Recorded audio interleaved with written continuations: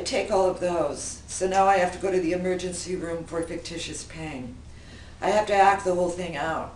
I hurt my back, I think my knee is broken, I hurt my feelings, whatever.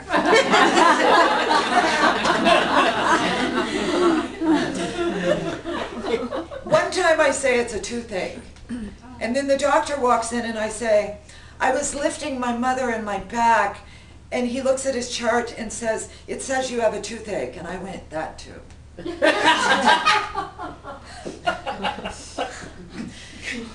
I am a drug addict and an alcoholic, and all three of my daughters are drug addicts and alcoholics, and my husband drinks wine for his heart.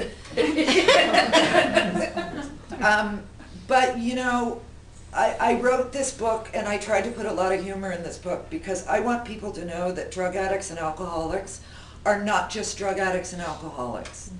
There's a long list of things that we are, aside from just being a drug addict and alcoholic. Some of us are funny, some of us are brilliant, some of us are good at a lot of things. I've read every book on addiction, and they always talk about the medical reasons for addiction, but they never ever talk about the heart of addiction. And so I wanted to explain that in my book. So I'm gonna close with this. This is what it feels like. You were in the 2nd grade.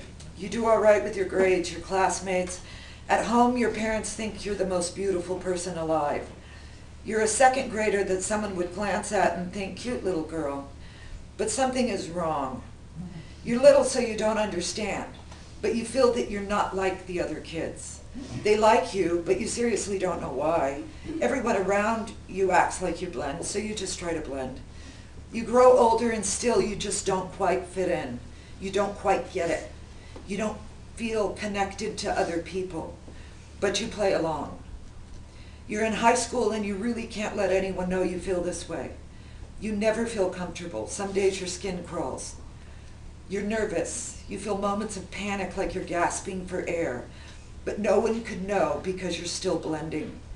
You look around and you wonder what the secret is. Why am I just never quite good enough? You have to act normal and be the person people think you are, not this shaking, frightened teenager. What it feels like is the feeling you get when you are underwater. You know, that little bit of panic you feel right before your head surfaces. You walk through your school or your home or the mall and you feel different, and not in a good way. You could feel the pressure on your skin, and you have to get out because you're suffocating and not one person has a clue.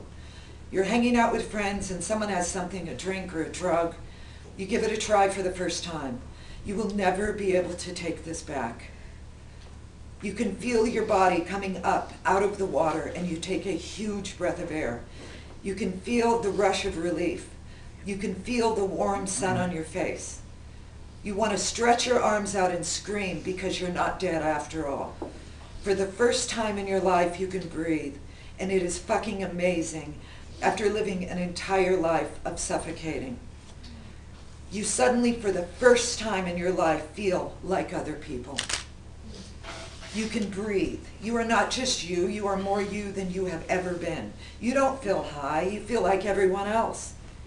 Your skin stops crawling. You're not in complete panic.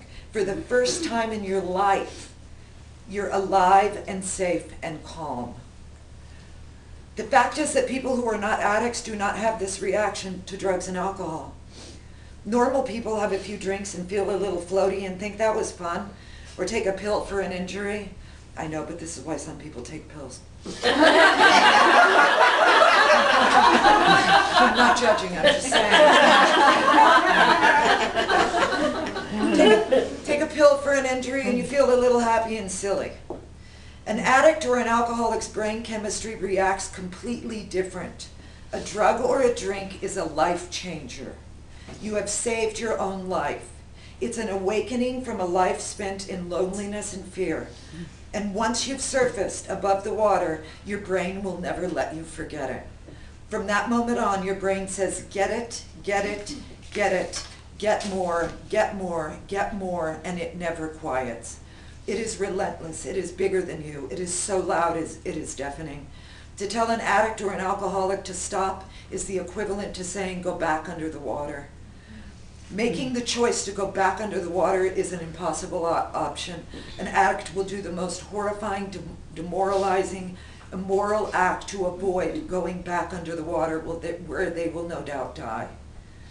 So what do? We must learn to live above the water without the drugs and the booze. To feel the sun and stretch our arms out and embrace and love life.